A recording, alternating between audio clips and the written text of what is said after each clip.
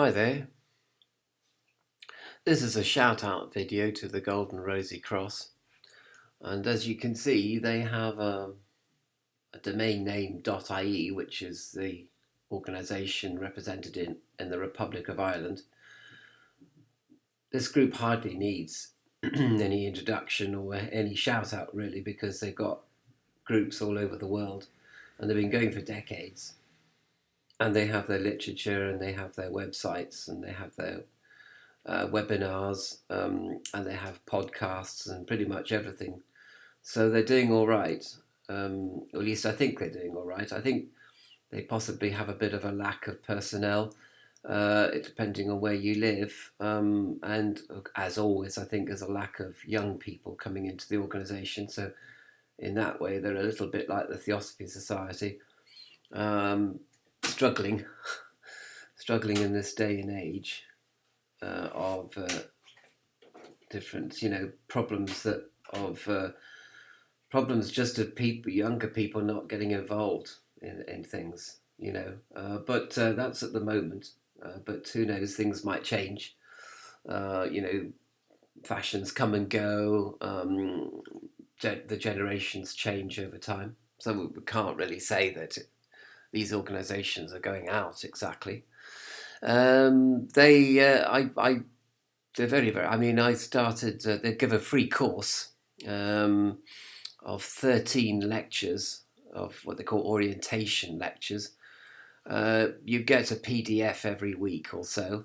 Very, very good production, beautifully designed, good text, and the first and the 12th lessons. There are 13 lessons, and the 13th is in two parts.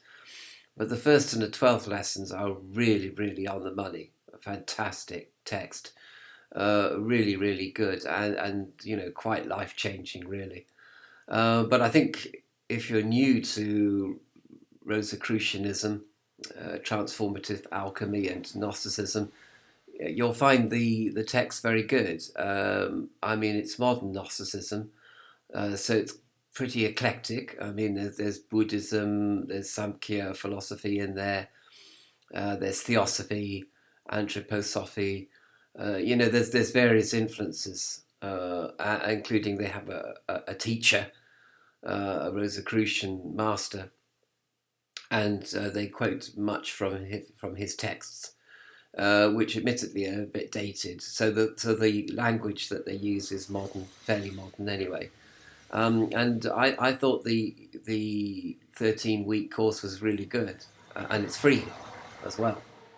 Thereafter, I think you can. There are kind of three vague grades of pupilship, and you receive. You become a member, I suppose, a paying member, and you receive more teachings, both online and offline, and you can meet up with other members and get other Gnostic teachings orally, oral teachings as it used to be in the past, of course.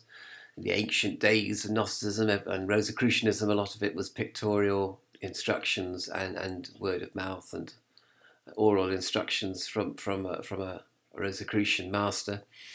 Although that's kind of like the romanticized view of it, I don't know.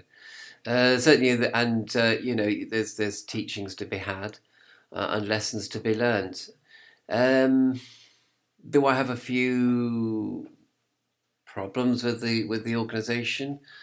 A couple of the lessons I thought for the orientation course were a bit odd, and seemed to be kind of bordering on materialistic religion or materialistic spirituality, by which I mean that a lot of it was bordering on the psychic, really, I have to say, sometimes anyway. But having said that, the etheric plane on which a lot of these, what they call anthropogenesis model based organizations operate on, is a strange mixture of lower worlds and higher worlds, a sort of grey area, a fuzzy fuzzy area, an area with fuzzy edges where, where things from the demiurge impinge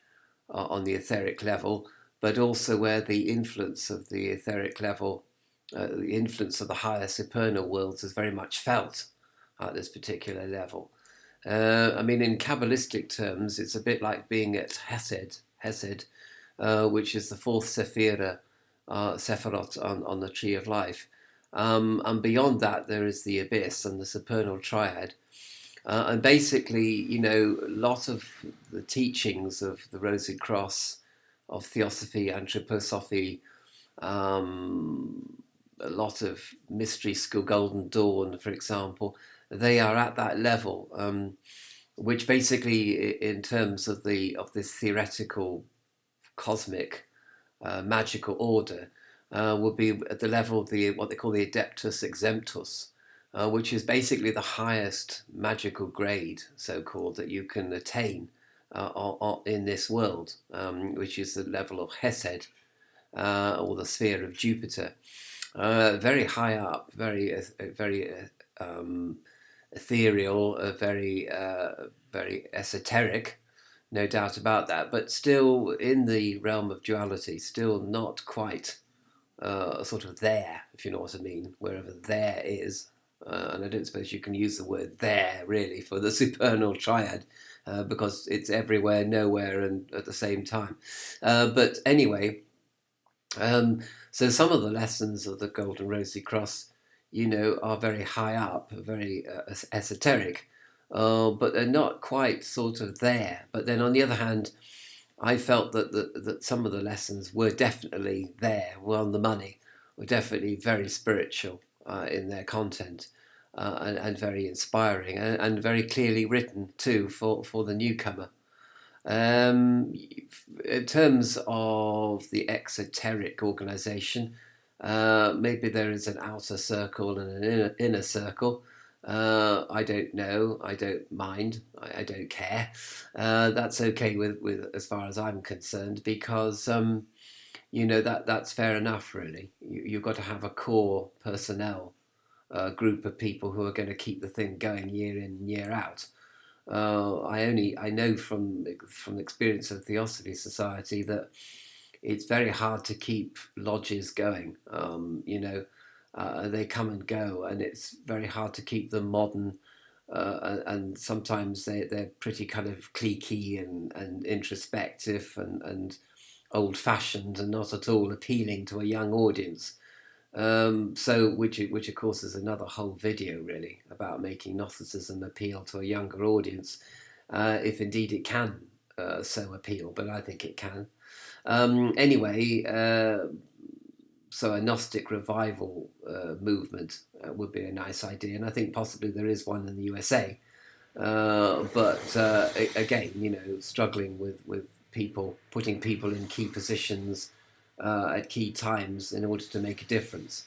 It's a struggle to keep these exoteric groups or movements going. I mean, the esoteric knowledge and lore is always there, always on tap, and individuals find it for themselves. But sometimes groups are nice to have around, but they are hard to keep going, and sometimes they get a little bit cliquey and introspective, and a little bit self-obsessed even as well. Not that I'm saying that the Golden Rosy Cross is any of those things. I think they're clear, straight up, really good.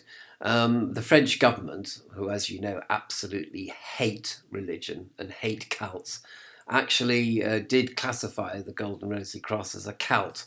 But now they've changed that to a religion, because they've had to be, since the EU, they've had to become more tolerant of new religious movements. They can't just call them cults and dangerous and evil. I mean, the French have the, as you know, they can't stand religion anyway.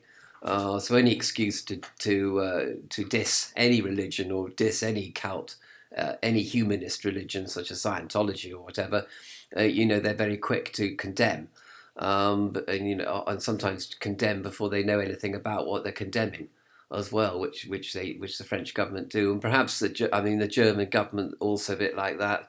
USA obviously is very tolerant. because of the US Constitution demanding that religious tolerance. But that depends on the area you live in, I think. Really, some areas of the USA are more tolerant than others, of course. Um, and then some, and then I think Great Britain is pretty tolerant. Well, it used to be, but it's not quite so tolerant now. And Ireland is pretty tolerant overall. And people are eccentric and do whatever they like in the Republic of Ireland. No one really takes much notice of you, which is a good thing and a bad thing as well, because there's a lot of indifference in Europe and the USA, as we all know. You might ask me the question, do I want to go on? Would I become a pupil? Would I go up the 3 grades of pupilship for this in this organisation?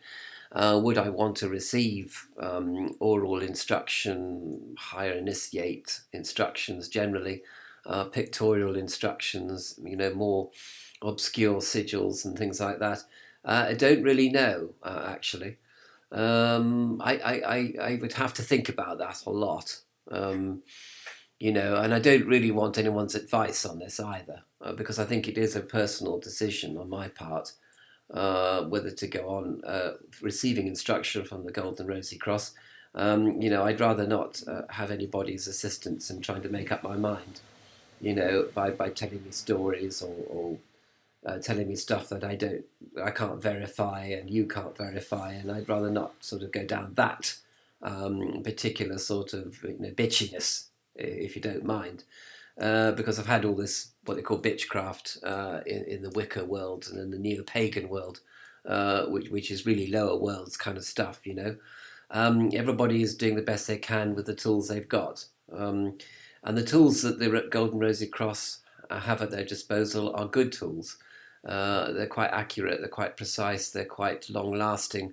They're made with good materials, and so I think all power to the Golden Rosy Cross, and I hope that they can keep going, and I hope that they find key personnel to keep the organisation going on a worldwide basis, because we need these, we need these candles of light. We need them to stay alight for as long as they possibly can, because this world of the demiurge, is full of darkness and treachery and illusion, most of all illusion, and we need people of goodwill to do the best they can for us poor souls that are imprisoned in this situation.